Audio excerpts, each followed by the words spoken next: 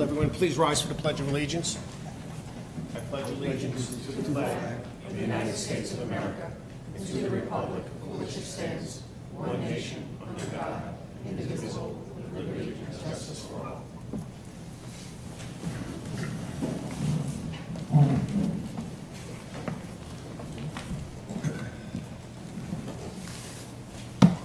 Good evening, everybody. Welcome to the September 22nd Planning Board meeting. First on the agenda is Borelli Property Management Incorporated. That's actually pushed off to the next. Rose sent out an email saying that they requested to be held over. Okay. Yep, they were unable to attend, so they're asking to be placed on the next meeting. Okay. Thank you. Next on the agenda is Suez Water of New York, London Bridge Wells, 39 Brook Street, site plan. Mike, I believe you had some comments? Mike's not here tonight. Mike's Also, not here, but Rich? I have his comments here if you would like me to read them. The applicant proposes to add a PFAS treatment building to the water treatment facility off Brook Avenue in Mayapack. A use variance is required for a private utility. Only public utilities are permitted in the town of Carmel. Provide a detail of the buffer. Code section 15637C requires a landscape buffer area at least 10 feet in width, 6 feet in height shall be provided and maintained along all property lines satisfactorily to screen the public utility, substations, and any other buildings from the surrounding uses of land. An enhanced buffer should be provided toward Brook Avenue, as this building is right off the road, approximately 33 feet. Referral to the ECB, Fire Department, Putnam County are all required by code. Rich, your comments also, please. So just, Mr. Chairman, just so you know, and board members, I did forward some of my comments to the applicant after the last meeting, just so they had a heads up on it. I did speak to a gentleman today about the stormwater requirements for all the projects. They're aware that the comments that are in this memo stating that they need to meet stormwater requirements, they're aware of, and they will be addressing them as part of a SWIP. That being said, in this particular case, construction upgrades to existing well site, installing granulated activated carbon treatment building to treat water from this public water supply. Referrals to the New York State DEC, Putnam County Department of Health, New York City DEP, ECB, and Mayapack Fire Department. Permits would be required to the DEC for stormwater and wetlands, well and treatment system for the Putnam County DOH, and ECB for wetlands. We talked about the area disturbance, they're aware of it. All regrading to accomplish as the intended development should be provided. Traffic and vehicle movement plans should be provided, which shows a graphic representation of vehicle movements through the site, turning radii, provided site distances, slopes on the drawings. A light spill plan should be provided. There's a bunch of other more detailed comments. There's really only 6. I did provide about 18 of them. Those 7 through 18 are only necessary if the applicant's going to use them, so the board doesn't have to be concerned with them. It's only if the applicant's going to have that type of equipment. But detailed comments, a landscape plan has been provided. The applicant should add a note that all plantings should be installed per section 142 of the Town of Carmel Code. Stormwater management practice has been provided. They should note that they must meet criteria as defined by the New York State DEC, which includes providing sufficient depth to groundwater. It must be protected during construction. All water services must be K-copper. It's unclear if additional electrical utilities are being installed, and the area of disturbance must be shown on the drawing and delineated by an orange construction fencing. Thank you, Rich. Pat, comments, please? Sure, Mr. Chairman. So the applicant can explain the rationale for what's being done, the requirements that they're achieving. So I'll leave that to the applicant. And a couple of my comments are redundant. They're the same comments for each application. So I'll talk about them here, and if they're repetitive, bear with me. So Mike's point, a use variance is required. It's unclear the site boundaries on this particular application. There's sort of a semicircular site designation that's shown on the plan. It's just unclear, so they need to just clarify the boundaries of the site. And if I'm reading that correctly, it may be that there are some area variances that are necessary, so they can clarify that with Mike. This is an application that's within state DEC wetland buffer, so they'll need a wetland permit from the DEC for this application. Here's a question that comes up for all of these. Is this a permanent mitigation measure that will operate forever at the well site, or is it a temporary facility that goes away after a period of time. So that's the same question for each of these. There is the fenced enclosure that Rich and Mike mentioned with respect to this. This is one that has an existing driveway to the pump house today, and the new facility will be built slightly to the right of it, whatever direction that is, and there would be a second driveway proposed on the plans. So the obvious question is, can there be a single driveway? Multiple driveways for a facility like this is probably something we don't want to encourage. We need just clarifications of the fence. One of the sides of the chain link fence that's being proposed is adjacent to a residential area, so privacy slats is probably a good idea on that side of the fence. We have retaining walls in this particular application, so heights of the walls and details of the walls are necessary. Here's another question that comes up. Are the pumps audible? Is there an issue with noise? We have a noise ordinance and decibel levels that have to be maintained. I'm assuming it can be attenuated fairly significantly, but something we don't know about. In this particular one, there are 3 maple trees that are shown to be removed, and I'm not sure why. It seems that they could be preserved. So most of these sites are in wooded areas. To the extent we can preserve those wooded areas, it's a good objective. So there are 3, in this particular instance, 3 trees it looks like they could preserve. Same question, it's not sure if there's any chemical storage associated with these in any way. If there is, we should know about that. Maintenance of these facilities, how often does Suez have to go to the sites? Is it regular, is it infrequent? In this one, is there any site lighting that's necessary? I think there are wall packs shown on some of these. I think that's just an issue of clarification, and those lights should be shielded. Again, these are residential neighborhoods. And the final issue, again, that goes to all of these, the applicant indicated that due to supply chain issues, they could not detail the materials of the building. And as you know, you serve as the architectural board as well. So the appearance of these buildings, in particular in residential areas where it's a non-residential use, is important. So the applicant's going to have to give us some sense of what these buildings are going to look like, more than the renderings that we have in terms of material specifications and so forth. And that applies to all of these. Thank you, Pat. Good evening. Good evening. Before I ask the board to comment, maybe you'd like to give us an overview of what's going on, the standards changing from 70 parts per billion to 10 parts per billion. Why don't you just take us through why we're here tonight? Sure. I'm John Kirkpatrick. I'm an attorney and city planner. I've been practicing land use and environmental law throughout this area for about 40 years. I'm representing Suez Water. And Suez, in the town of Carmel, operates 5 small water systems. They didn't build them. All 5 were originally owned and operated by a private company by the name of Forest Park. They came to be issues of maintenance, and so a couple of years ago, the New York State Health Department required Suez to take over these systems and maintain them. So what we're here for tonight is about existing water systems, well sites, and the treatment systems that go with them. And this is the addition of a treatment system, again, required by New York State.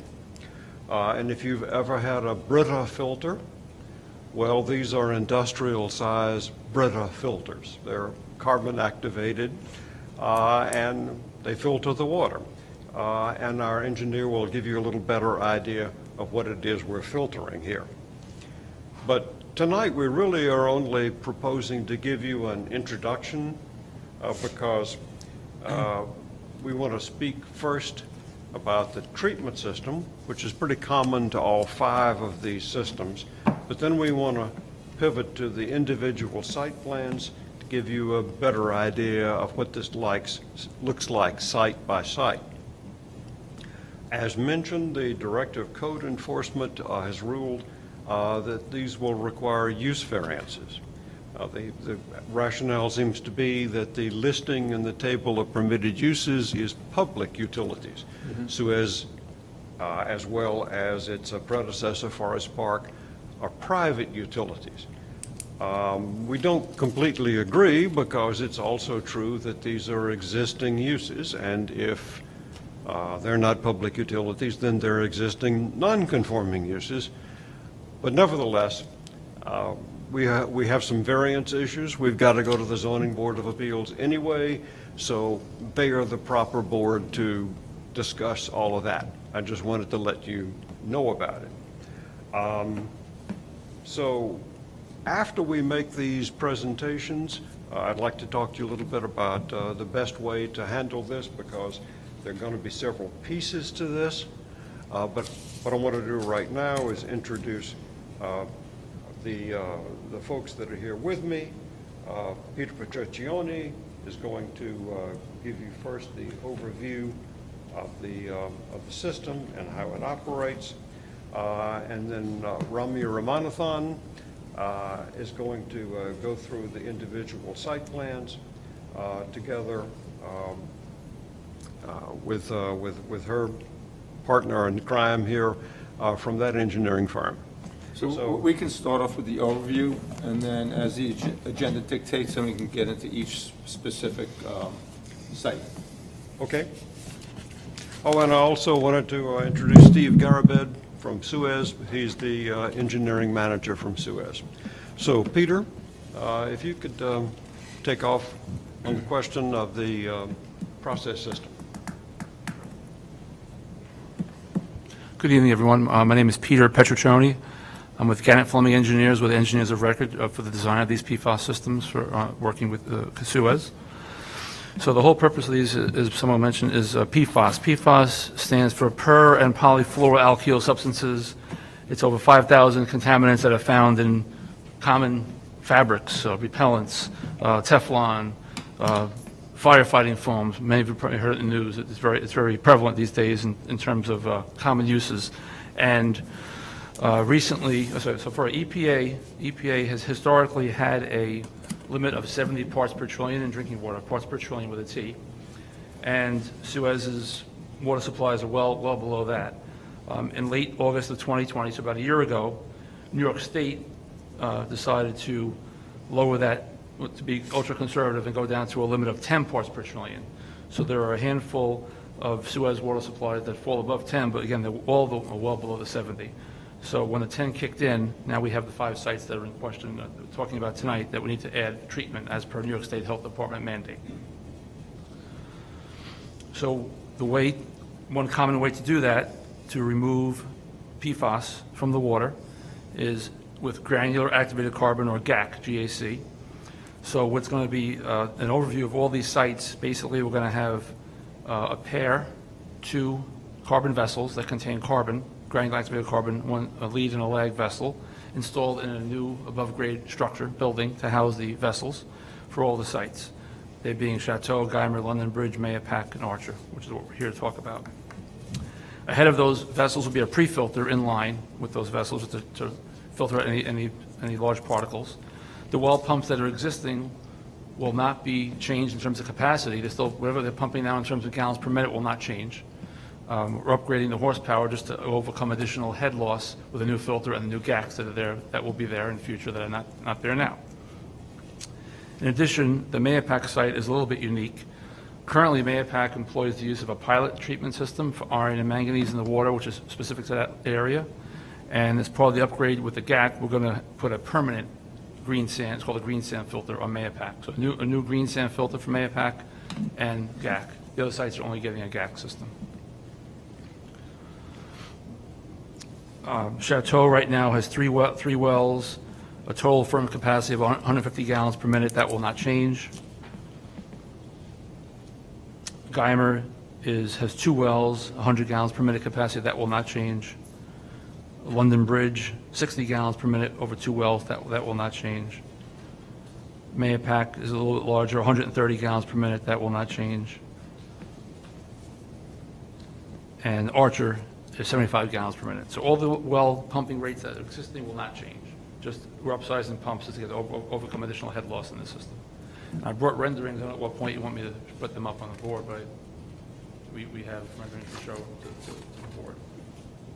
Well, on the agenda, we'll tackle them one at a time. Just some questions for my benefit. Sure. So these filters, how often will they be changed? I would say they get backwashed every 6 to 12 months, let's say. It's a backwash operation, and then at some point, if you backwash a certain amount of times, you have to change out the So one or carbon. two people go to the pump house, if you will, and change them out? Correct, yeah, there'll be, you have to bring a Maintenance truck crew. to remove the carbon out there, correct. Remove it and change out the carbon altogether. So with these pumps, when there's power failures, Right. do you have generation? There'll be provisions for standby power, yeah. Is there standby power now?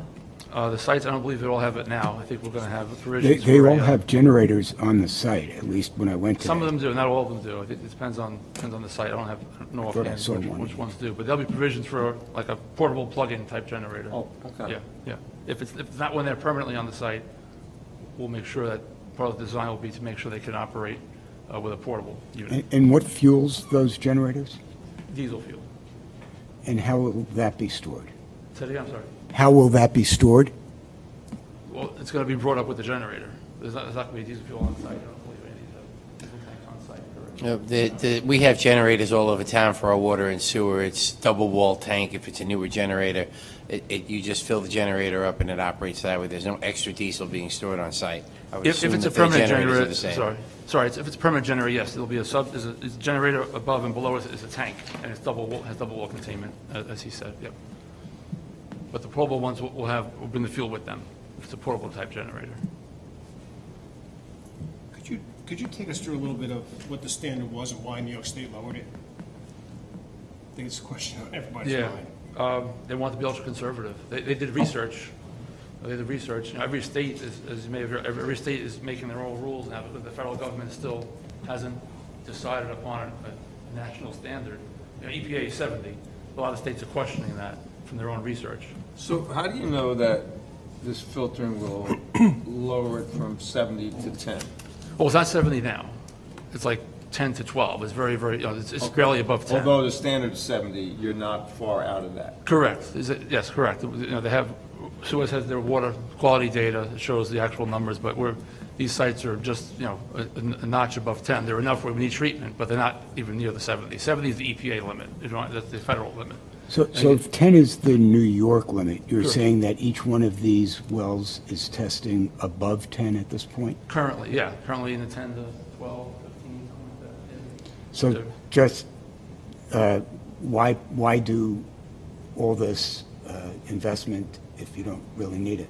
What's the issue? Well, it's being mandated by the state health department.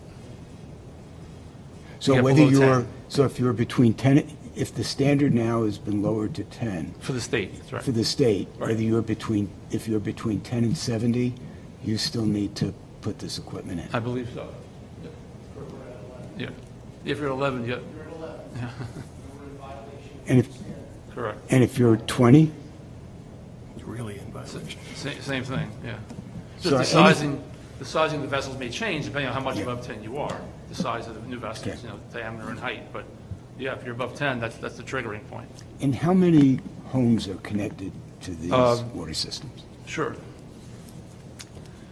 Chateau is 180. Guymer is 50. I'm sorry. So Chateau is 180 customers. Guymer is 50. London Bridge, 65.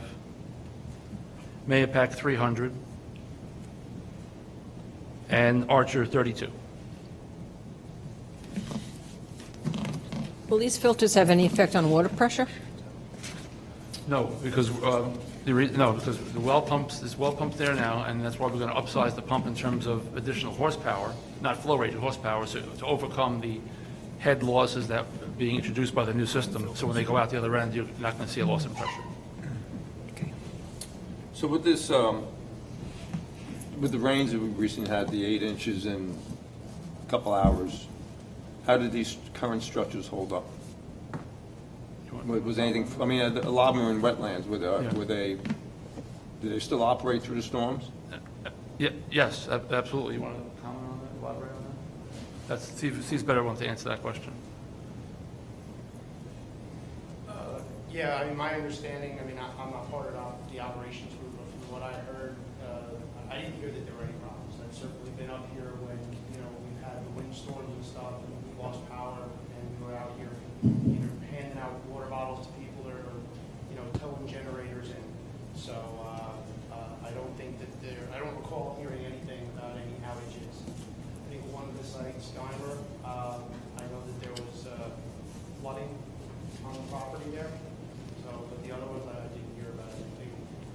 Geimer is in a FEMA floodplain, so. I'm sorry, Rich? The Geimer site is in a FEMA-regulated floodplain, so that's something that will need to be discussed or addressed, so moving forward. And the new structures should take that into consideration, right? When the flooding occurs, does that affect the quality of the water in the well? Or, You mean in the well? Or Yeah. Coming from the well? Sorry.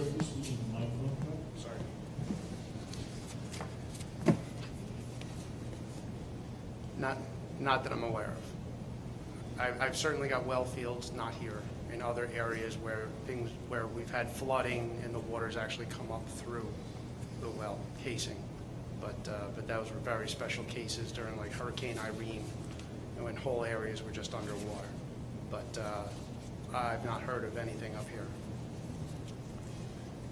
So, I'm just concerned because there are neighbors near some of these structures. Since we're on the first item, London Bridge Wells on Brook Street, how big do you anticipate that new building to be?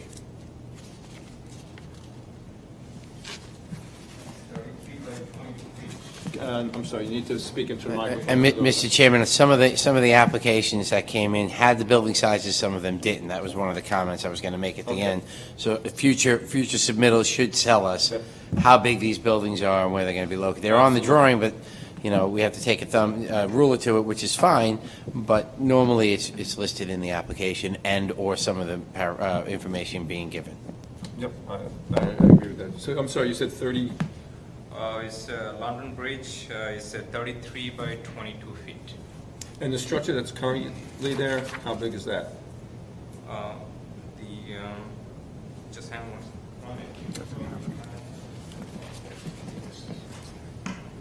Right now, most of the structures there are below grade, Yeah. right?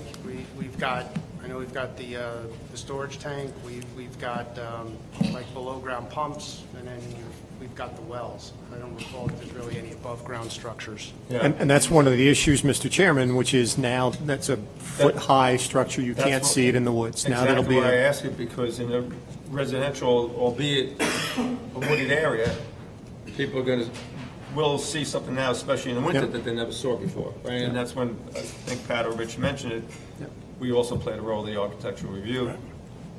In addition to the footprint size, what's the height of the building?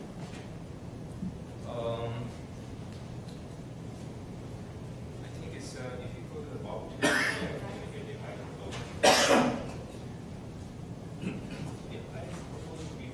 I'm sorry, you need to speak into the microphone. You can take it with you if you want. sorry, it's too much information. Yeah. I'm sorry. To answer your question, the height of the building is going to be 22 feet. It's a big structure. this is a 770-square-foot building with a fairly tall expanse. You'll see it in the woods. why does it need to be that high? It's, if you can answer. It's the height of the vessels, right? So these are small, I'm going to tell you. These are 6-foot diameter vessels, 8-foot diameter. The biggest one we have is 8 foot, I think, at Chateau. In Rockland County, I'm putting 12-footers in. My buildings are 35 feet tall. So you've got the vessels, you've got piping on top, you've got air release valves, and you need clearance to be able to work. I mean, it ends up being a large building. So Are these manufactured buildings? these are manufactured. Do you have a cut of it? I mean, it's a little early in the game, we're going to go through, but do you have something? We do have renderings. So Anthony, that was the issue that they indicated they could not provide that for you. Yeah, that was a question. So what had happened, we had proposed to go with one building manufacturer. And one of the challenges we have is we have to have everything constructed and operational by August of 2022. I saw that, yeah. Supply chain issues are crazy. The original building manufacturer could not get the buildings, they were going to be able to deliver the buildings by next August. We said that's unacceptable. Said the contractor went back, found a different building manufacturer. Now we're able to get the buildings earlier, by first quarter next year. So that's why that comment came out, was because we had to change building manufacturers. But it's basically the same type of building. You have a rendering of the building? That's, Do you yeah, have a that's the one rendering we that, could actually see? I mean, that's, actually That's brought up. London Bridge. We have other renderings at other sites. It might be, it might be a little more close. So the problem with London Bridge is that it's right there on the road. The other, at least several of the other sites, it's tucked back into the woods and much less noticeable. So it seems odd to me that you'd have some type of steel utility structure right there on the road. It just doesn't match the architecture of the neighborhood, and it's pretty much in your face.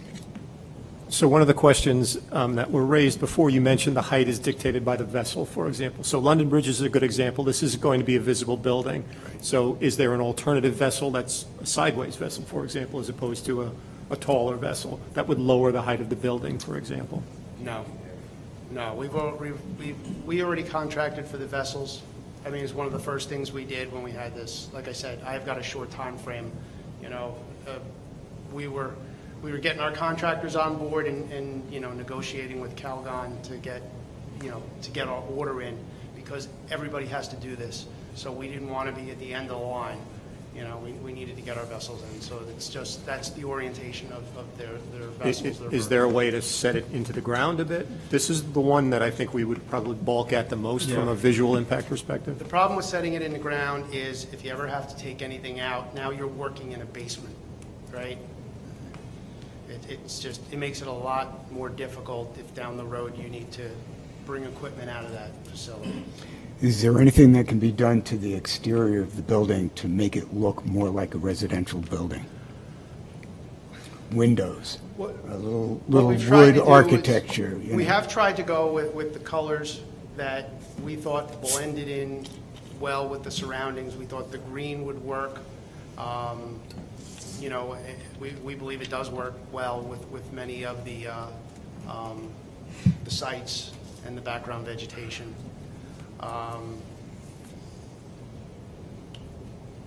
We haven't done windows or faux windows or anything like that on any of the buildings.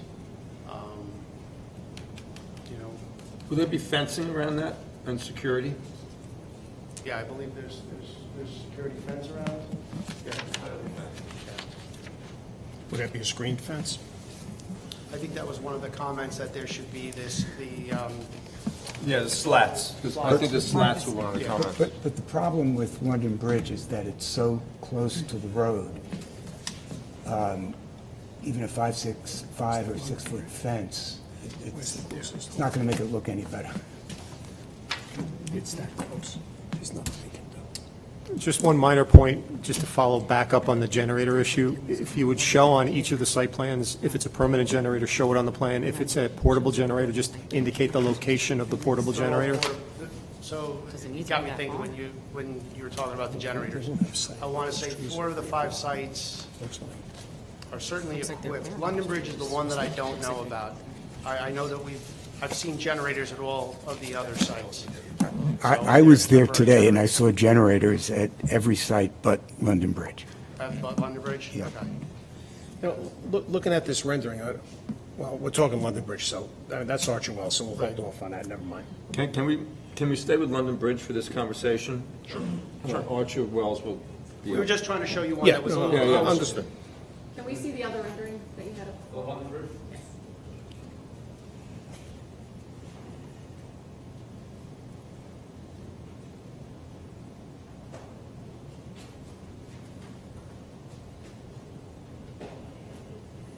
How much property do you have there? I don't believe much. And you referred to the semicircle? Yeah, I'm just curious because, Many of these sites had very, very little property when we took them over. so there's not a lot of option as to where that building could be. Yeah, right. Right. Still Right, looks like and there's a large that's, disturbance. sorry, Anthony. No, go ahead. Well, that brings up another point, and something I wanted to mention earlier. We need to figure out easements and site ownership. So I know that the property that Suez owns on Eleanor Drive, right around the block, there were some issues with ownership of it, easements getting through, just making sure that they have all that proper paperwork, because and this is something maybe Joe could speak to a little more in-depthly, but I mean, we're going to approve something, they better own the property.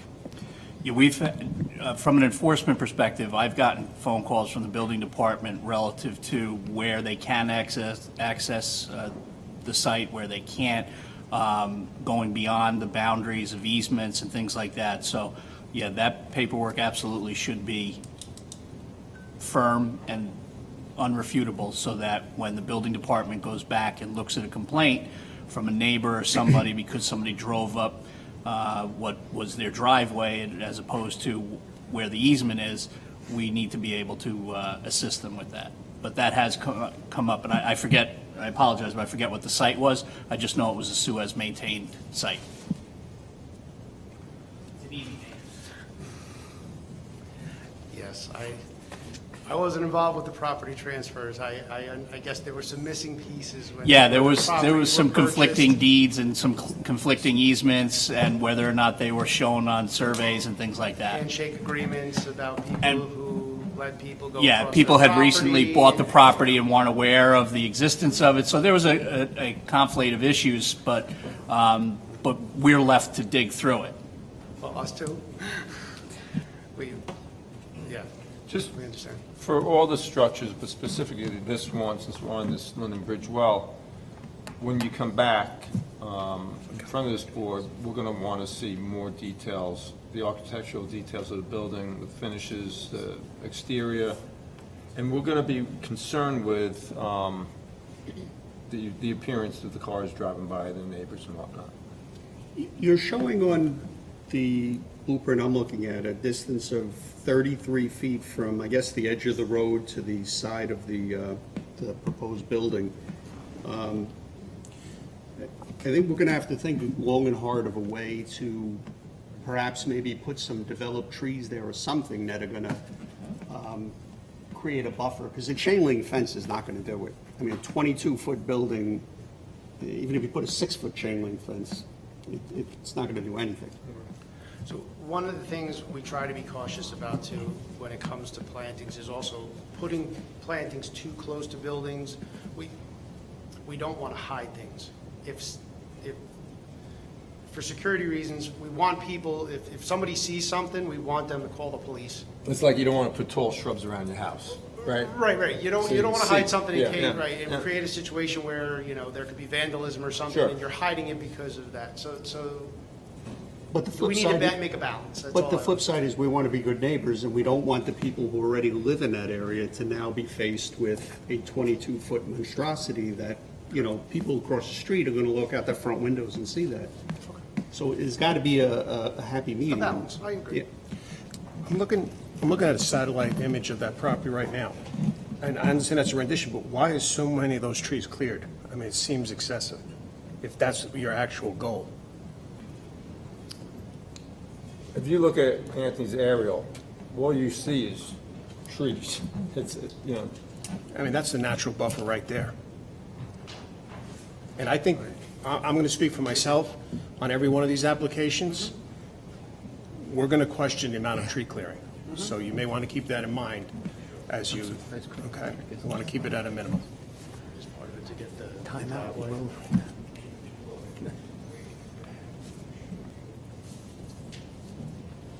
The rendering, excuse me, Ryan Nasher from Alsel Nash and Ziegler. I'm not sure this rendering is the actual one what we are proposing. It could be just like symbolic, but the actual plan going to show how many trees going to be removed, what the landscaping is going to be for each project, and then I'll be happy to answer your question we like when need I to- go one by one. Like case by I case. think the next time we're back, we need to see. Yeah, I just More need to emphasize for you site-specific guys, renderings. again, that the planning board is also the architectural board in charge with that obligation, so it matters.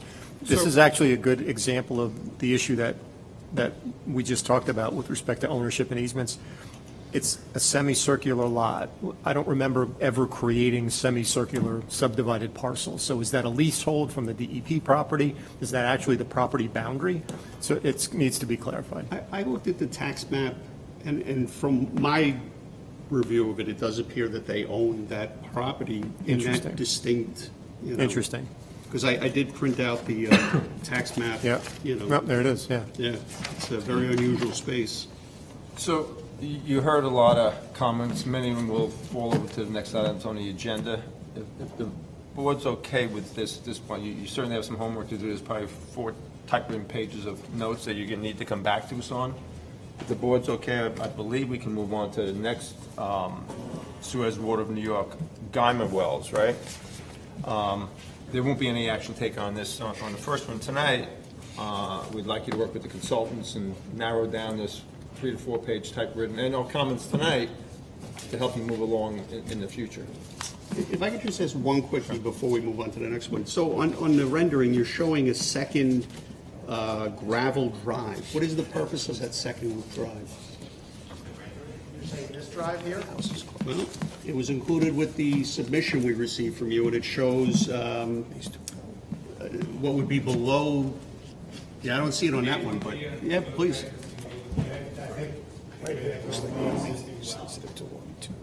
Oh, this is a gravel driveway.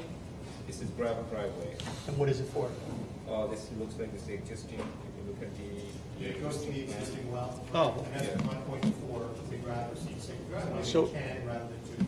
But when it comes to getting to wells, You need the microphone, I'm sorry. Yeah. That you can take the microphone with you if you need to do a pointer. we do need access to the wells because you have to realize when I have to take well pumps out, I have to get a drill rig and a crane and stuff back there, so I do need access. And that is actually a pretty tough site. Getting to that back well, doesn't look to be the easiest. How many wells are on that site? I think this one's got 2. Okay. So that's a good answer, and again, we just need it documented, so. But oddly, the gravel drive is not even shown on that rendering that's up on the easel. Well, this is proposed. What we're looking at now, this is. I'm sorry. It's for the people on TV. You need to use a microphone. I apologize. Sorry. The driveway that you're looking at on page 1, that's a proposed driveway. And what you are looking at is existing. It's 2 different items. So this gravel on here will go away then? So it's shown to remain. Shown, okay. Yes, anything that shows there on the site plan, that's going to stay remain. All right, so that needs to be clarified in your next submission. If there's a little confusion now, you have an existing site, existing gravel driveway, existing access to wells, then, hey, here's what we're doing as our proposed site, going into that next one. It really should be, 2 distinct, and make sure maybe you can shade it or color it differently. Here's what we're adding, here's what we're doing differently. It goes back into your whole area of disturbance. For stormwater management, it goes back into what the board can then visually see and understand it. It's a tight site. You have a lot of information. You have a small rendering on that particular drawing to the left. You have a far away picture on that one. Let's get that a little tightened up so the board can have a better, visual understanding of what is actually going on. The details will be looked at by Pat, Mike, and myself, right? And the easement information, if there's any that needs to be reviewed by Joe, right? So we'll look at all that. You just got to get us that info. We'll look at it, but the board needs to be able to see this. If they're asking that question now, it needs to be there, right? No, these are great. We'll add a note for existing driveway. And just for the reference, this is the first time we're looking at the project. We are here to what board has to say. We're going to take a note, and then we're going to just put things together and update the map and the submission. We absolutely respect that, and I think where you come forward with, from lighting plans to traffic flows, will help us help you, right? We are concerned with a building this size, the lighting, for instance. Will some neighbor that doesn't have any problems with lighting have problems after the structure's in? We need to look at those things. Sure. Typically what we do, we prepare the lighting plan and we do the analysis for the foot candle to make sure that it really doesn't really impact the neighbor property. And we're going to show the analysis, the numbers, so board could be comfortable to see what you're looking at when you're going to build. And typically that's what we require, that's great. But also with respect to these facilities, is this a light that's on all night long, or is it only a period of time? Again, bear in mind, these are residential neighborhoods, so lighting that's diminished after 9 o'clock or 10 o'clock at night, as opposed to illuminating the site for security reasons. That's the issue that we're wrestling with. So the details would be important, and tell us the story. Sure. And again, so we deal with a lot of public utility infrastructure in this town. we understand there's a necessity to deal with security issues. So tell us what you need, and we'll work with you to determine how best to implement that and mitigate the impact on the neighbors. Sure. So we'll reach out to our client. We'll discuss to see what is the work schedule they're looking at, and you're going to add a note to the plan, and you're going to say, hey, this is the operation is going to be, and then we'll take it from there. Okay. Sure. I assume you have the comments that, which we will forward these on, or Rose will? Rose will forward them all out tomorrow. If they only had mine earlier, they're going to have to get Pat and Mike's. So you'll have all the comments? Yes, and you and can I also spoke to Richard this morning. So we know what need to be done. Pretty much all the project would require the speedies permit with the state DEC. We did the drainage analysis, which is really the part of the SWIP, and we'll add the full SWIP together for the next submission because we have to apply for the permit to the state DEC. We prepared the erosion of the sediment control plan. The plan meets the code. Anything that we need and to address those comments, we have no problem to take the comment, update the plan, and make a resubmission. So tonight, our So- goal is. Go ahead, I'm sorry. I'm please. sorry. No, no. Tonight our goal in general is to present to the board because you're looking at the first time and guide us what would be the best way to move forward. And that's with the comments that Rose will distribute to you to check off and work with the consultants and get those. Correct, and some of the project will require the variance from the ZBA. If you want to just refer to the ZBA, get their blessing and come back. However you want to do, we are here. Once we're comfortable with the submission and we don't have 4 or 5 pages of typewritten notes, we'll work with you on that, but not yet on this one.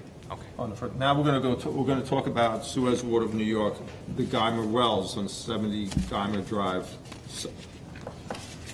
Rich, you going to read Mike's comments, please? Well, so Mike's comments were virtually the same as they were. So what I had read earlier, a use variance is required for a private utility, provided detail of the buffer, code 15637C requires landscape buffer around the building.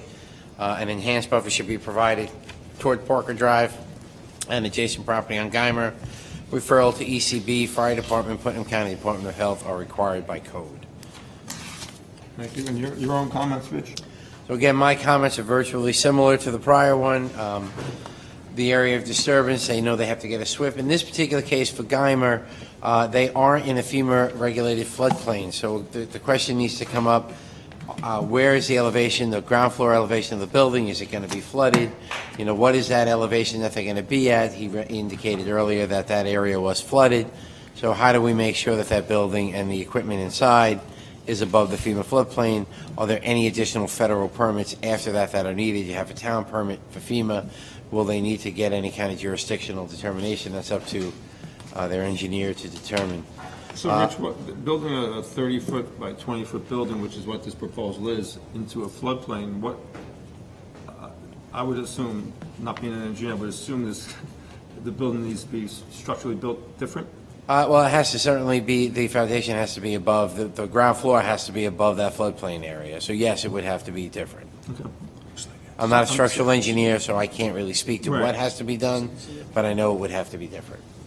Sorry to interrupt you. Go ahead with your comments. So the applicant, in a couple of these instances, now some of them, they gave us a landscape plan, some of them they haven't. In this particular case, there is no landscape plan provided. The applicant has requested a waiver of that requirement. That needs to be explained why. Again, they provided some rain garden calculations. They just need to meet state criteria to have those rain gardens in there. Make sure there's sufficient depth to groundwater. If you're in a FEMA floodplain, you may not have sufficient depth to groundwater, so maybe you might want to consider something different. So that's what I got. Thank you. So basically, all the same comments. The uniqueness about this is what Rich just touched on. So before I go to that, the east side of this facility, there may be a need to do some screening and buffering on the east side. That's closest to the nearest residence, so we may want to look at that. The issue about the floodplain is a significant issue. So we have a dilemma, and it's not unique to Suez. It's unique to Suez because all their facilities are in places where the water is. So water impacts them more specifically than many other applications. But the storm of a couple of weeks ago was a 600-year storm. So our FEMA, our floodplain regulations don't address that. So in looking at basically a public utility facility, I think we're obligated to look at it carefully with respect to these. So elevating the building above the base flood elevation meets the rules. Is it going to properly protect this facility the next time there's a 700-year storm? So it's a question of proper engineering and mitigating your risk and the impacts associated with what's going on. And this particular site is located right on the Secor Brook. It's right there. As you heard, it got wet. It'll get wet again. So should we be doing something more above and beyond? Instead of 3 feet above the base flood elevation, should it be 5 feet above the base flood elevation? Do you elevate the pump equipment? And the containers can be lower, but the pump equipment, the mechanical equipment, do we need to deal with electrical connections differently? So it's a challenge for all of us, and we're imposing an additional burden on you because we're dealing with unusual circumstances recently. So smart engineers should pay attention to this. That's all I'm suggesting. It's not a regulatory issue. We don't have that hammer, but it's just good, prudent planning to think about these things. So this is the one of the 5 sites that I think really has to be looked at carefully with respect to that. And all my other comments remain the same ones. Yeah, and from what I understand, this building all is prefabricated, so that needs to be taken into consideration when you're making it for the next 700-year storm or whatever you mentioned. Yep. Yeah, I mean, I'm sure Suez cares about their facility operating properly, perhaps more than we do. So I'm sure they're looking at this. I just want to make sure we're looking at it collectively and we're coming to a solution that benefits everybody and it doesn't impact adversely the neighbors or something like that, and they elevate. Now we've got a 25-foot building looming over a neighborhood residence. There's common ground that we can achieve here. So I think this is working together to figure out these solutions. Would anyone like to speak on the comments you've heard so far from Mike and Pat and Rich? Mike's comments read by Rich. I would like you to address the FEMA floodplain that both Rich and Patton spoke about that. I'm sure the board's concerned with. Yes, for Guymer, we know there is the site is in the floodplain. I spoke to Richard about it, and what we spoke first, we're going to come up with the 100-year flood elevation to see what number we are looking at. So what FEMA look at is a 2 item. It's a 100-year floodplain and the floodway. So we're going to look at the 2 numbers, and we're going to see what is the number you're looking at. We don't have the number right now. So we'll be in compliance with the FEMA regulations. If anything needs to be done over design, if there's a room to make it, our job to make it work and work with the town. All right? Can you speak up, please? Yeah, can you speak a little bit louder? Sure, no problem. Thank you. How about now? Is it better? Much better. So we'll, like I said, we're going to be in compliance with the FEMA, and on top of, if we have a room to make it work even better, we'll do. And that's a great explanation because those 2 issues are important for us. So the floodplain issue, their facility's flooded, they got to fix their facility. Floodway issue, their facility washes downstream and does physical damage. So the floodway concern is something we really have to pay attention to. So how the building is secured, how the equipment in the building is secured. And right now, throughout every place south of us, you can see at every abutment, every culvert, trucks and cars and stuff that had washed down during the storm. So that's the floodway issue. So in this site, it's a particular concern. Yes. So our goal is going to be looking at the floodway, which is more destructive, and make sure that the investment that we do is really safe. And we don't know the number. We're going to look at the number and to make sure that is done right. In terms of the stormwater management, what we propose, rain garden, when I designed the drainage mitigation plan, is because the site is in the floodplain, we pick something is really to make it work with the DEC code. Like if you look at the infiltration practice versus rain garden, infiltration practice got to be at least 3 feet separation from the bottom of the groundwater. And I know that I'm not going to be able to achieve it. So I put something above ground practice, and we're going to look at the bottom, we're going to look at what the groundwater elevation is, and then we're going to provide the separation, make sure that it works. I believe all these projects are going to mention or do mention traffic flow. And I know at this stage you didn't address that.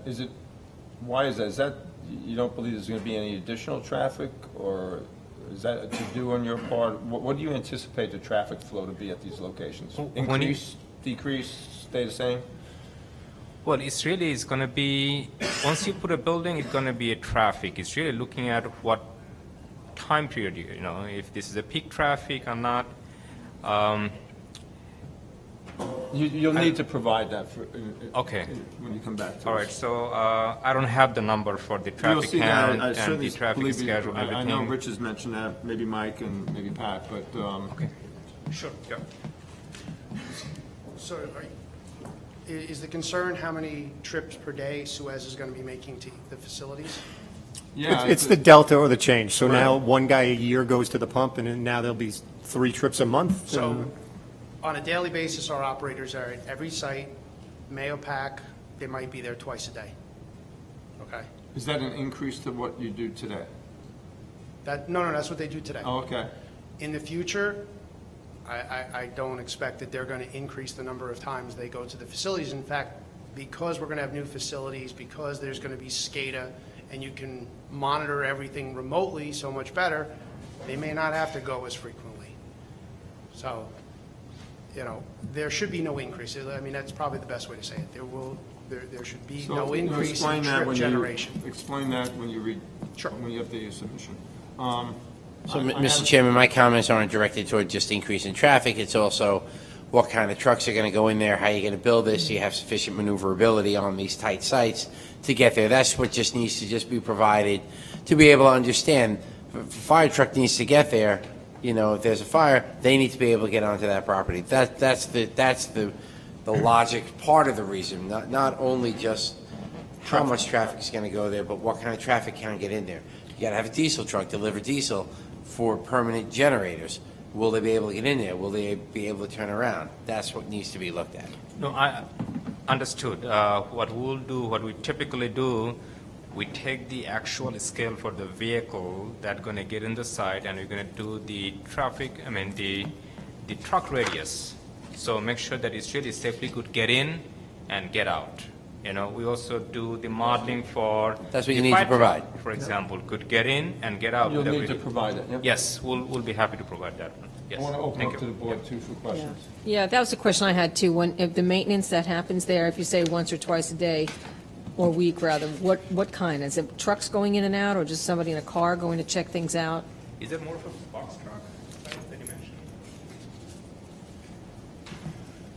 Yes, the operators come every day. I believe let's say they have a pickup or some form of box truck, they go in there, they may top off the chlorine or any chemicals, check to make sure everything's running right, maybe take down some notes. So, I mean, it should be the same going Right. forward. So it's not big trucks and they're not there that long, correct? Correct. Okay, thank you. So, 1 second. You mentioned chlorine. Are there new chemicals other than the carbon media that are going to be stored on this site? At 4 of the 5 sites, the amount of chlorine should remain the same. I'm sorry? Can- At 4 of the 5 sites, the amount of chlorine that exists today should be the same when we build a PFAS facility.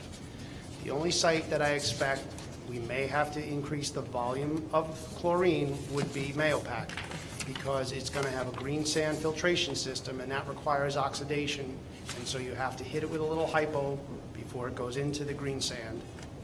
And then we would then it would go through the green sand, it would go through the GAC, and then before it would go out to the distribution system, we'd add chlorine again. So there, we're going to have an extra step of chlorine, so I would expect we'd have to increase the storage. And I how- couldn't tell you how much. How is it stored on the property? It's stored in double-walled containers. So usually a container inside a bigger, if you want to call it a spill container, so that if it ever were to leak, it would go into the containment. So- That's standard at all our sites. So all these new buildings will have chlorine stored on site? Yep. But right, they do now. And just so the board is clear, this is liquid chlorine, it's not a gaseous chlorine, which is where the Sodium danger typically hypochlorite. lies. Yeah. So typically at our water treatment facilities, where we have groundwater, we have 5-gallon carboys stored within the building. We're not talking thousands of gallons. Yeah, my concern is leakage into the water system and the havoc it plays with wildlife. You did Let them mention know each that. of these sites are going to have SCADA systems? Yes. Is that true? They're What I already, they just already did. have SCADA, but with the new equipment, there'll be new instrumentation, so we'll have to add to the SCADA system. So this parcel, as compared to the last one, is significantly larger, yet you have the proposed 22-foot structure 25 feet from the property line. Is there any ability to move the structure? The wells, I'm looking at the diagram, are a considerable distance from the building. Could we move the building in the direction of the wells a little bit so it's not right on the property line? I might have to defer. I think they were trying to keep things out of the wetlands, if I'm not mistaken, I see the wetlands on here. and we also got a pipe discharge. Could I answer that one? The wetland boundary is too close, so that's why we are really stuck with that one. And on top of, we had to get some room for the stormwater mitigation, so it really doesn't really encroach the wetland. Even, So looking at the diagram that's, you have up on the easel, you have what's the paved area that's going to be, or the gravel drive that's going to be adjacent to the proposed PFAS? So just if I can offer something, you're hearing that the board's trying to figure this out. So what you're getting a lot of questions. I don't think we need to answer them tonight. I think what you're getting is, can you go back and explore that? So the Yeah, I better think- answer would be, let us go back and think about that. In your response to us at the next meeting, you'll tell us what the answer is. So I think just to expedite, what you're hearing is the board trying to figure this out. So you're getting comments, take notes, respond to them, and I think rather than showing us bringing a drawing up to the dais and pointing to something, we get it in writing, it's in the record, we have a nice, clean review process. understood, yes. What I'm saying, so you have the diagram where you're showing the gravel driveway as it is near the new building. Let's just say you keep the gravel driveway where it is, but just move the building a little bit further away from the property line. You know, every bit you can move it away, I think, will be more aesthetically pleasing for the neighbors and more chance for it to be shielded by trees. All right, so we will look into that one. Please, thank you. Sure, that's fine. You know, what is shown now, 25 feet setback, we'll try to keep it further if possible. Sure, why not? Yeah. Okay. We'll look into that one. The height of this building, it's 30 by 20, is this also 22 feet tall?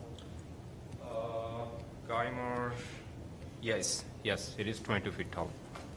Now, to build on what Pat was saying earlier, and I think Rich, because it's a floodplain, are you going to have to raise up the footing of the foundation of the building to accommodate for the flooding, so then making the building actually higher than 22 feet? It is correlated. If we are, our goal is going to be to look at the floor. Of course. Finished floor. And the way the regulation written for FEMA, first they want us to establish the base flood elevation. And the floor elevation of a building, it got to be above the base flood elevation. But what I said to and discussed earlier, we're going to look at the floodway as well to see how much the number is. Okay? Yeah, Ray, the interesting question here is the FEMA flood regulations of elevating above the base flood elevation relate to habitable space. I don't know how this is classified. So theoretically, they may be able to flood-proof it, put hydrostatic doors in the building and let it flood and pass through. I just don't know. So again, that's just an issue you need to research. Right. I don't know what the space is classified as. Yes. But if this were habitable space, it would have to be above the base flood. So the question then to come back with an answer is, considering the flooding, what is the actual height going to be? Is it going to be 22 or is it going to be more? Well, the way we calculate the height of the building, we look at the finished grade, and then to the rooftop, if this is a flat rooftop, we take the peak, the height. If you're raising the building, it's really, you're raising the grade, but the building remains the same, the height remains the same. I think that's the whole point. So Yeah, if that's you've something- created a mound and put a building on top of it, now there's a visual You'll impact have to your to, neighbor. you'll have So to detail that when you come back, because if the building, if the structure is 22 feet tall, but you've raised the grade by 2 feet, now it's a 24-foot building. We're concerned with that because of aesthetics, because of the neighbors, because of the lighting, and so on. I would let him do his research and come back. Yeah, exactly. Oh, absolutely. Sure. Because there's other ways to protect that building that we don't have to get into now, but would cost you Not up to guys the board to considerably design more money. Understood. So let's see what that goes first. So, Rich mentioned applicant has requested a waiver for the landscape plan. Why is that? The waiver for landscaping? Rich's comments was a landscaping plan should be provided to show the location and extent of all plantings. And applicant has requested a waiver of this requirement, and I'm trying to understand why. And Okay, again, if you don't know the answer to, you can come back. Okay, we could look into, my. Right, so if there is existing vegetation that's substantial, that's a reason to ask for the waiver, but the reason was not explained. So Right. when you come back, address that. Sure. If you want to talk now, you can. Just use the microphone, introduce yourself and use it. Sure. Ramya Ramanathan from Adzal, National and Ziegler. Just a quick note for the waivers.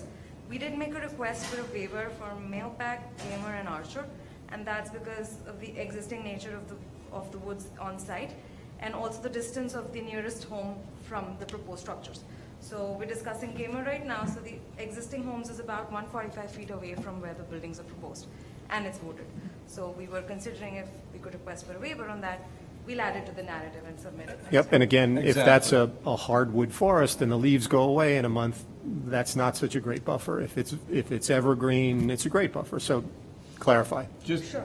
thank We'll you. give That's you more what details what on you that. said, what we're looking for, but with some details and clarification. Sounds good. Thank you.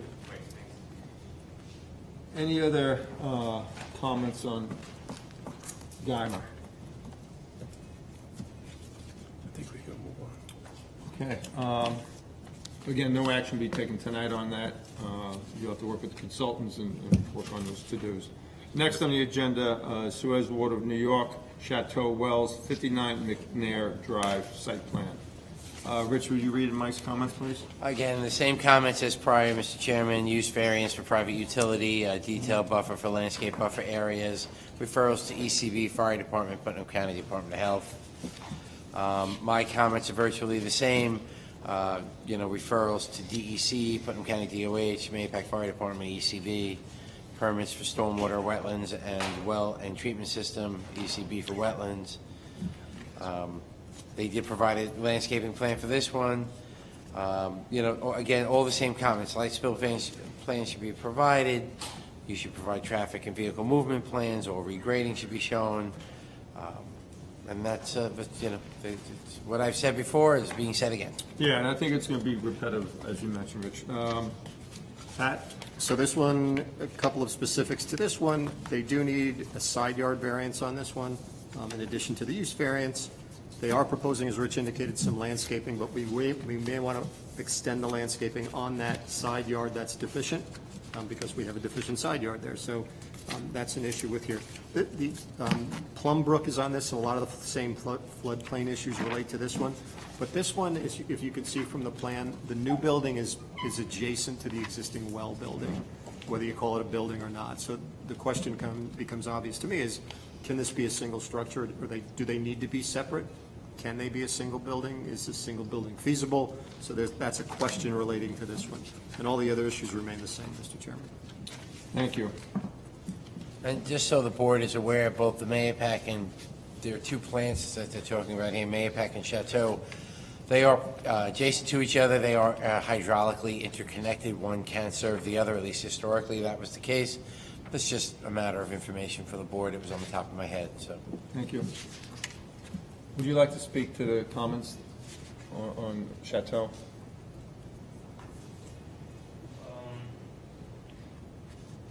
Generally, it is something similar to the other one. What we are proposing here is a PFAS building, 36 by 8 inch and 24.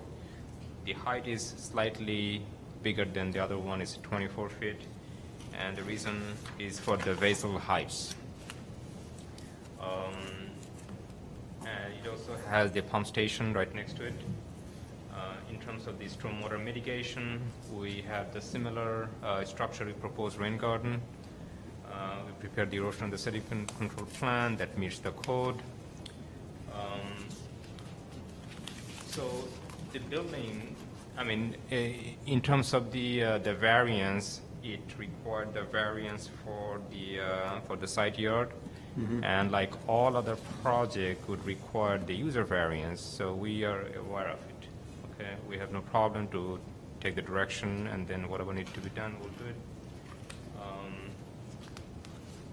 Now, Richard, did you ask about the location of the building? You know, when you said like in two buildings, are you talking about the pump station and also the proposed building? Yes.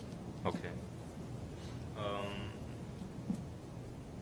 And again, this is not something you need to answer tonight, but Okay. I think that brings up a fair point. If we're going to have one structure compared to two, great. Probably good for you, probably good for us.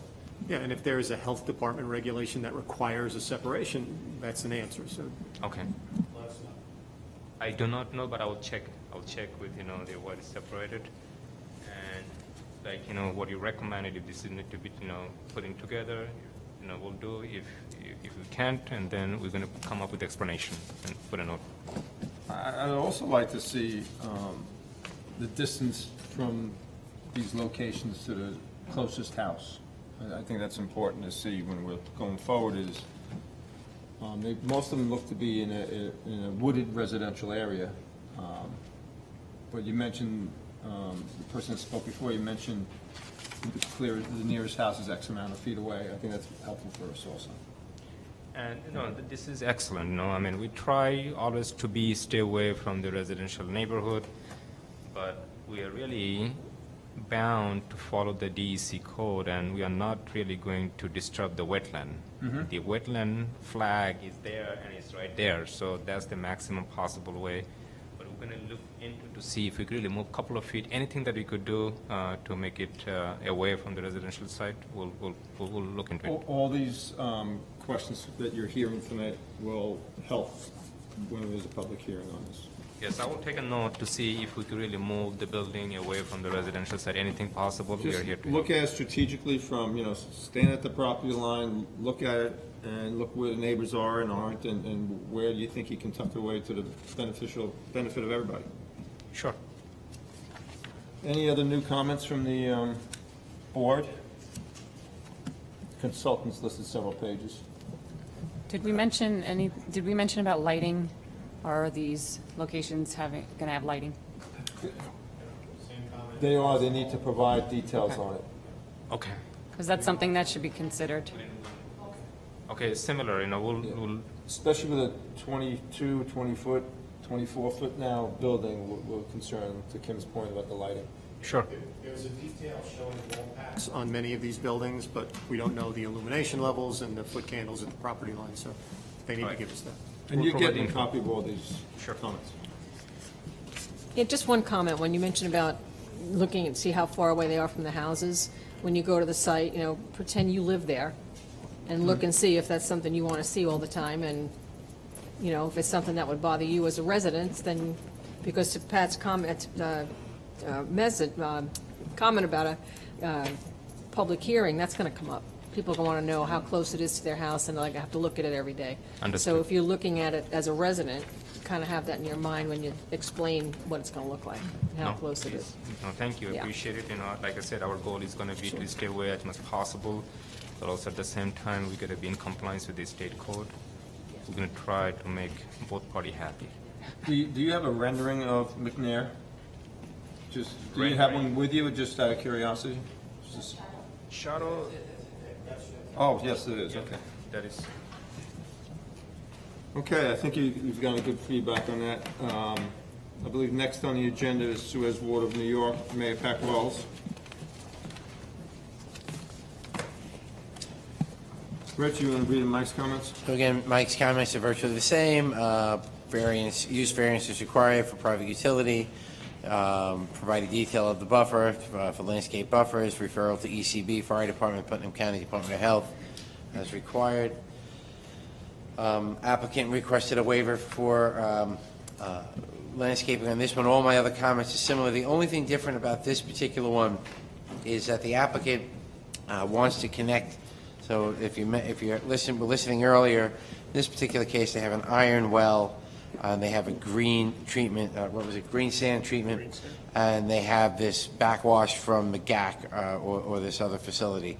They want to connect into the town's wastewater treatment facility, so they provided a report for that. I've made some comments to that. I need to have loading values there with pounds per day versus milligrams per liter. And we need it for the existing treatment system, not the proposed. There's other things in there, how they're going to connect into the sewer system, what they're planning. I know they want to go into a manhole. There were no details for that. But the bigger issue is, and the applicant's aware of this, we've talked about this for months now, I need to know the loading. I need to know what impact that is on the wastewater treatment facility. Theoretically, it should be marginal, but the numbers need to prove that and show that out right now. That hasn't been provided, so it just needs to go a little bit deeper on the load and the impact on the wastewater treatment plant. This is over on Dahlia Drive, is where the treatment plant is. It's Carmel Sewer District 7.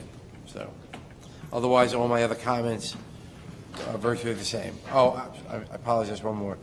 There's road cuts with this. They might have to do a road cut to get into the sewer. There are paving requirements for that, and they'd have to meet with the highway department for that. Sorry, Pat. Thanks, Rich. Pat?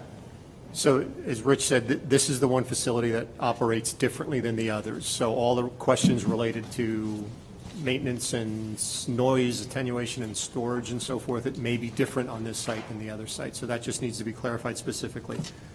Everything's the same. Two other issues on this. There's 14 trees being removed. The site is close to Chateau Circle.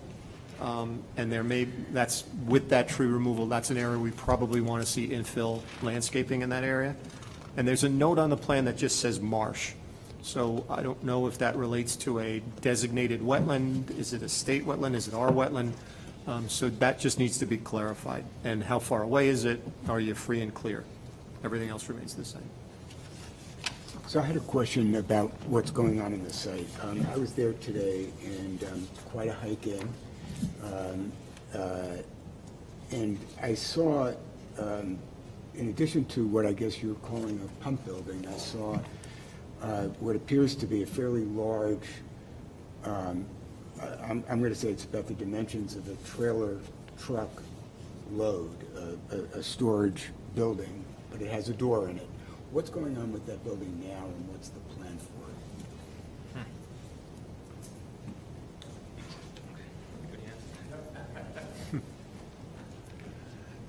So what looks like a storage container is actually a pilot green sand filtration system. So we actually had it at another facility, and when we started experiencing high levels of iron and manganese in the well, we worked with the Department of Health, and we're able to bring it up to the site, and I believe only well 2 is being treated by that. So we did a demonstration study to the DOH to show them. So is that just a temporary building? Yes. Yep. And what's the plan for It's, it? the whole inside is a whole treatment system. So what's the plan for it longer term? Long term, that will go away when we have the permanent facility. Right. But the 3 wells on site right now have high iron and manganese. Well 2 is the highest of all of the wells and requires treatment to stay in service. Got it. So that's why we have it out there, but this project will address that. So if you can just specify that on the next submission. Sure. The size of this structure will be what? The size of the structure for mail pack is going to be 45 by 29, and the height is going to be a little smaller. It's at 20 feet. And of course, everything is based on what is the height for the vessel. This is a little lower, it's a 16 and a half. I'm sorry, the height is what? And the height of the vessel height. The actual building height is proposed to be 20 feet. 20 feet, thank you. So this is a large building, 45 by... 45 by 29. It is larger than the other one, yes. Now, the question from the town engineer, yes, we requested for the landscaping waiver, the same reason, because of the existing vegetation. But we're going to put a note why we're asking for the Sure, when waiver, you clean up and your here's the reason. application, Sure. just specify. Yep. And also, we're going to look at your comment, Pat, marsh. We're going to look for marsh to see what we are referring to. But yeah, there is a wetland boundary around the property and also proposed structure. Probably, that is really indicating, but we'll double check and then clarify. Is it a state wetland? Probably. Yeah, it is DEC wetland. Yeah, that's why we need the, it is in the 100 feet buffer area, and we have to apply for the special permit. Just clean up the note. Yes, sure. I believe on the first agenda item tonight, Anthony expressing concern with the number of trees coming down. This one, you mentioned 14 trees. Just please look at what needs to come down and what may not need to come down. All right, so we'll prepare a map. We're going to show this is the existing tree. We're going to make a list of the item. We're going to show the cross, which is going to be removed and which is going to stay. So this is the way it's going to be easier for you to look at what you're looking at. Terrific. Any other questions from the board on this? There is some overlap now, of course. If not, we'll go on to Suez Water of New York, Archer Wells, 9 Colton Road, site plan. And Rich Smith, call on you again for Mike's comments. Similar, same comments. Use variance required for private utility, landscape buffer area, per code, referral to ECB, Fire Department, Clinton County Department of Health. My comments are virtually the same. They are connecting, they're running a line and connecting into the existing water system.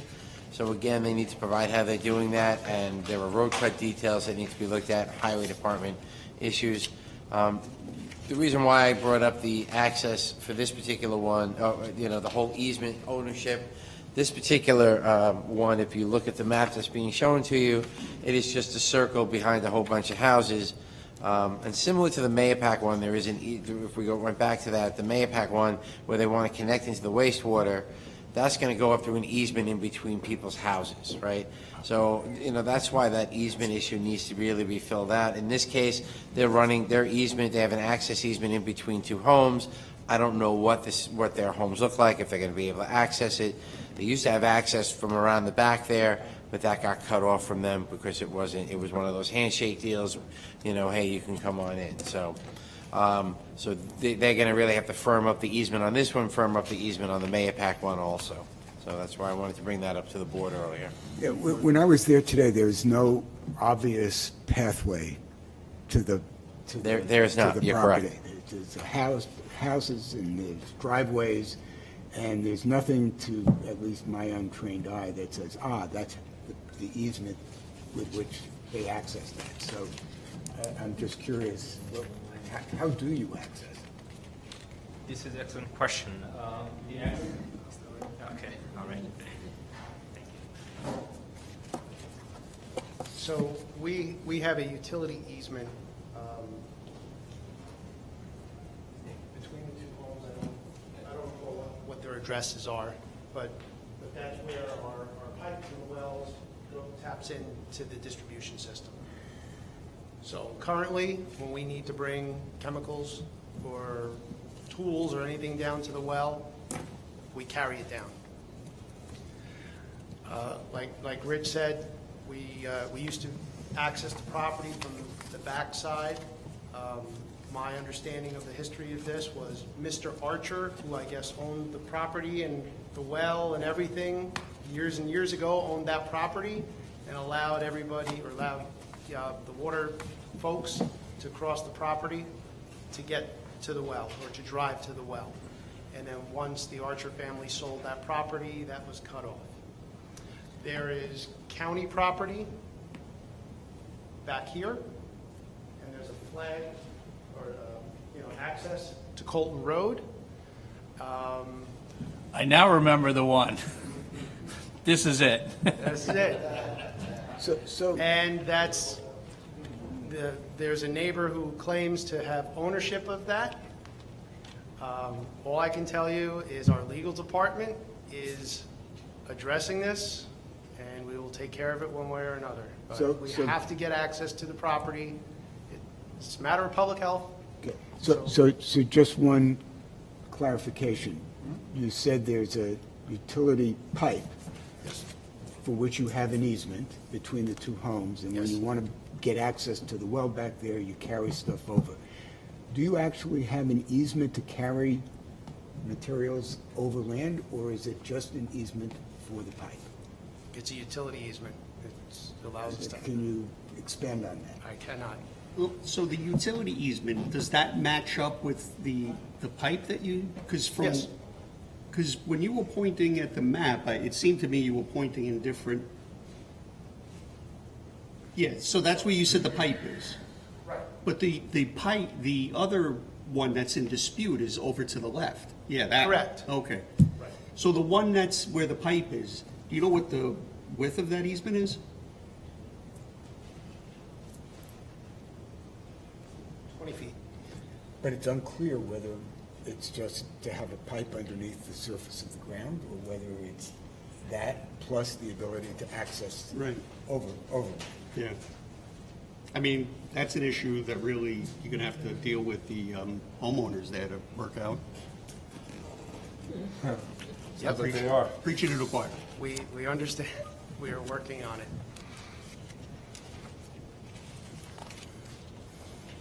Any other comments on Archer? Mr. Chairman, I don't think you got to me. So north side of this, we probably want to see some landscaping and screening on the north side. And the question about access to this, would you ever have to improve one of those former or potential access points for a vehicle access? I mean, you're showing the gravel area inside the facility, so how are you getting a vehicle in there? You've got 3 potential points of access.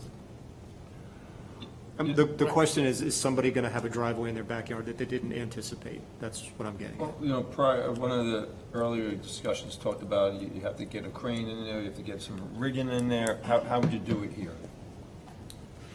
I mean, under emergency conditions, we've gotten a generator back there. Well, sometimes things that's have a to wonderful happen. answer, but you got to show it on a drawing now for us. Yeah, and We understand. will there be a permanent improvement that Right. somebody didn't anticipate? That's what we want to get to. We understand. The legal team is addressing it. And I Yeah, think this you're is going to what have to anticipate that the neighbors are going to come out and have a say in ingress and egress here. Some of them, I don't know if they've retained counsel, but they certainly threatened They to in the threatened to do it. past. Yep. You know, so this is an issue that needs to be clarified so that the public understands where they can and cannot access that, because it's obviously an existing bone of contention. It's not a future bone. And this is one, obviously, I think you're gonna really need to look at how this is gonna be visible to the houses that are there, because that's gonna be another issue that I think will come up. Right. We will address it. I'm sure you will. We will. I mean, I would just say, this is county property back here, and it's highly vegetated. So, I mean, personally, I think it's fairly well shielded, you know, where it's located. But we'll address that in the comments. Do you know how far it is, how far the building would be from the houses? Challenging me, I don't have any reading glasses.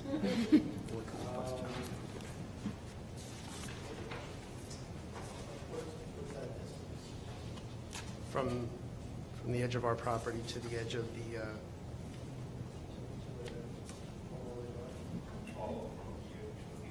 About 290 feet. About 290 feet from the edge of the home. 290 feet? For Archer, right? from the edge of our circle to the back of the properties.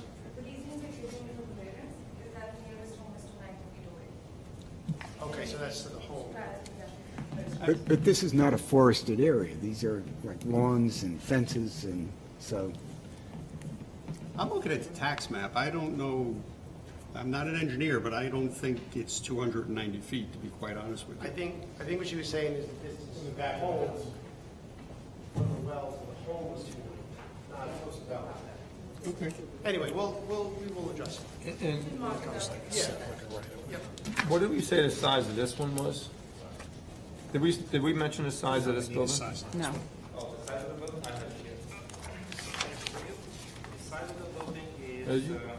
Using my- Please repeat that for the people on Sure. TV. The size of the building is 33 feet by 22 feet, and the height is 22 feet. Thank you. Pat, thank you for the comments.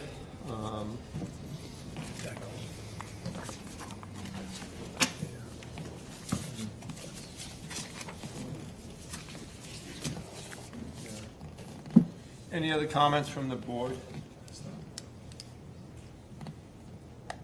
Okay, I think this was helpful probably for both of us. Rose will get you the comments. Sure. You can give her office a call tomorrow.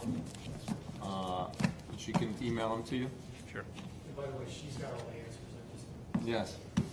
Bring her next time. Thank you. And then when you're ready, we'll get you back on the agenda. Good. We meet every 2 weeks. Got it.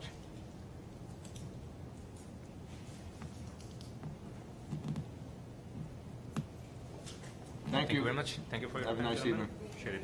Thank you.